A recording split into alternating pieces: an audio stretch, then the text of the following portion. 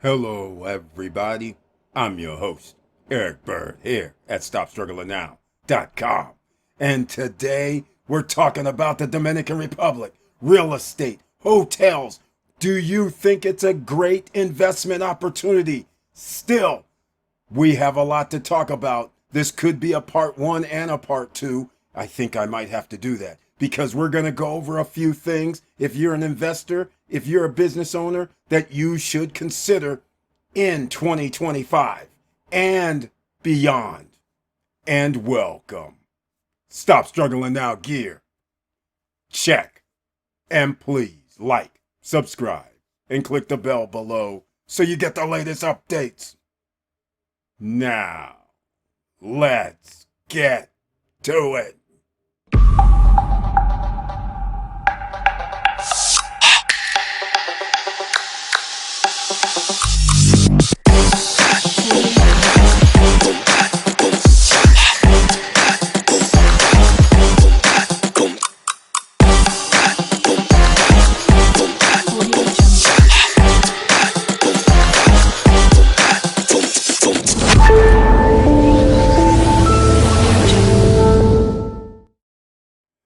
All right, welcome back, ladies and gentlemen, and thank you so much for being here. Please share the videos because you never know who's looking for information about the Dominican Republic. But keep in mind, this doesn't just apply to the Dominican Republic for investment strategies. This applies based on, do you have the tourism? Do you have the visitors? Do you have the business? Do you have the infrastructure? All of this has to come into play when you're thinking of considering a place. And don't forget, the 0.1% purchase price means that that's what you want to be able to rent for or hire. So if you buy something for $150,000, you want to be able to rent on a nightly basis without sweating $150 per night. It's that simple. That's the golden rule here in the SSN Nation. Now, let's go over to the SSN Nation YouTube podcast channel page where I hope you've already smashed that like button. And if you're not a subscriber, please subscribe to the channel and click the all notification bell. I'm going to start this off with a few things. First things first. This is how many Airbnbs there are available for rent in the Dominican Republic. That's right. I'll have a link down below in the description box so you can come and check it out yourself. But this is May 27, 2025 by Juan Yado. Great information here, just so everybody understands what's happening. He actually has very good points that I've been wanting to make for a while because he's talking about 125,000 Airbnb rooms in the market in Dominican Republic. Now he talks about the other factor, 90,000 hotel rooms, as mentioned by the government in all of the Dominican Republic. That's 215,000 rooms that's potentially available every day, every week. Do you understand how many units this is? All right, here's the other thing. Nevertheless, Yado warns that the overexpansion of the services could cause negative impacts, as has occurred in Spain, where these have been banned in many areas. That is correct. All right, look at this. Yado estimates that 25% of the total tourist arrivals are staying at Airbnbs in Santo Domingo, Punta Cana, Santiago, Puerto Plata, and Cabarete.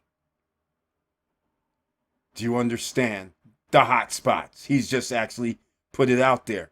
We know, again, Punta Cana has 64%. Roughly 60 to 64% of all tourists land at the Punta Cana airport by air. As long as you know that, then you start thinking, wait a minute now, that may be an area I want to invest in. But let me slow your roll down, ladies and gentlemen, because then you have to look at this number. First, I'm going to get you guys up to speed with the hotel numbers. Yes, I'll have a link down below for tourism analytics. Hotel occupancy year to date, that means January through April 30th of 2025. We're talking about an average of 82%, but that's not the name of the game. Look at what's happening after January, which was only 0.9% change. February broke even at 0%, so it's the same 86.8%. And then we start going negative in prime time, March and April. Numbers don't lie. You have to pay attention. And look what happened in the month of April, under 80%. So a 76.2% occupancy rate for hotels in the month of April. Now, if hotels are doing 76%, 81%, like in March, there's no way your Airbnbs are going to be doing higher than this, right? Traditionally, that's not what's going to happen because they have more powerful reservation system, more robust than just Airbnb. So keep that in mind. They have tourist operators promoting their resorts. They have people, travel agencies and travel agents that receive commissions for promoting hotels. All right? It's that simple. So what does that tell you, ladies and gentlemen? Anybody have any clues as to what this is going to tell you if you're an investor? You're going to have to pay attention because it looks like we're headed to where our airfare numbers are going to be the same as in 2024 or less. So we're not going to be able to get to 8.5 to 9 million passengers by air, but we're going to add a couple of thousand of Airbnb rental units to the market. That means the market could get stagnant. That's going to be a problem, right? Let me know what you guys think down below. All right, now we're going to keep moving because I don't want you guys sleeping out here. Look at this year-to-date cruises. If you're on land, if you're going to be in a cruise port city, then the cruises are going to be very important to you. All right, because people are going to come off the ships, be there for 5-6 hours max. Then they're back on their ships traditionally. So it's just that time that you have to sell. Meanwhile, it's desolate after they leave, pretty much. Now, let's get into the real deal. The airfare is what we need to talk about because right here, this says year to date in April, and I don't even know what this means because this says USA 1.122, 1,122,000, and that is negative 5% from the previous year. This is not good. These are the top two places, USA and Canada, right? Canada is negative 4.4% year to date for 2025 April. 593,000. Between the two, they have 1,700,000. Is that right? Yes, that's right. 1,700,000. The next, Argentina only has 163. Colombia only has 90. France only has 68,000 by air coming. UK has 55,000. This hasn't even reached 300,000 yet, or has it? Yes, it barely got over 300,000 with the next 4 countries. Fifth country, 51,000. Fourth country, or sixth country, Germany, 48,000. That's barely 400,000, and we've already went 6 countries down. We're going to have to go through the whole list of other countries to equal the 1.7. Obviously, when they have 59% of all tourists come from USA and Canada. Now, what does that mean? I hope somebody's going to chime in and tell me what they think it means, because here's what it means to me. If we have that many people that's coming less from the United States and Canada due to our economic environments, that means less people are traveling to the island. Less people are going to be staying at hotels, and less people are going to be staying at Airbnbs. That means there's a stagnation that's going to occur with rental rates, because now everybody's going to be scrambling because people are going to say, well, I can't afford this if I'm only going to get 40% or 30% or 20% occupancy. That's right, you heard me. If you stay in Punta Cana, Los Corrales, El Cordecito has the highest rental rates in 2024. They still do now, but the point I'm trying to make is In 2024, the numbers were pretty impressive. If you had a studio unit in Los Corrales, El Cordecito area, it was about 71% occupancy. If you had a one bedroom, it was around 69% occupancy. Every other location is well off the pace. They're not in the 60s. They're not in the 50s. All right? This is in Punta Cana. Now, if that doesn't scare you enough, if you're a business person, then maybe there's some other things that you might want to consider as well. All right? Now, look at this stopover visitors, which I don't know what this means, but year to date it says 759,000. But it's only a 1% increase. This is not going to get us to 9.5 to 10 million by air this year. If this could, well, it's already over. This is high season already has passed.